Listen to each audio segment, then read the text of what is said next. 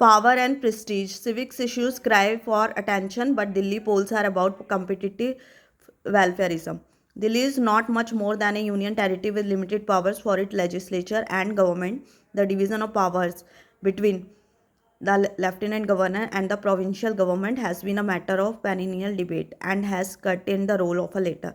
Yet the Delhi Assembly elections are no less prestigious than that of any other state, hosting the capital city and a humongous population that has burgeoned significantly as the national capital region remains a magnet for employment, commerce, and livelihood. Delhi is a melting pot. Increasingly, class and welfare issues have been silent in Delhi's elections, even as identity issues have become less determinant of political fortunes. Delhi has urbanized dramatically with some of the India's highest net worth families in posh neighborhoods, living cheek by jowl alongside slums housing the working class and urban poor. There is a large middle class no longer just employed in the massive government apparatus in the capital city. The metropolis is also host to small businesses, factories, and services, employing the many migrants from the hinterlands of North India.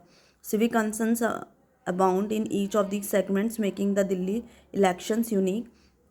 The three main political parties, AAP and BJP and the Congress, must address these concerns in their campaigns and cannot focus on just identity and patronage politics.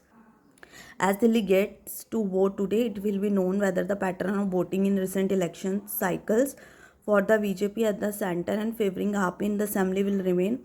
AAP has managed to successfully get the support for a coalition of middle and lower class voters through its welfarist measures by fostering an image of being a crusader for clean governance, helping it rule the roost in the past two elections. This time, however, its anti-corruption plank and image have taken a beating after its key leaders, Arvind Kejriwal and Manish Sisodia, were arrested for their roles in the liquor policy case. Standing Chief Minister Aditi Shi has sought to reorient the party's image, even as it had doubled down on its welfarist message with a slew of sops targeting its core support base. The BJP has had to focus on emphasizing its own welfarism in response, while the Congress has tried hard to regain its lost base. Yes, the campaigns have been full of vituperation and mudslinging with little by way of clear position on how to tackle the core issues. The air pollution,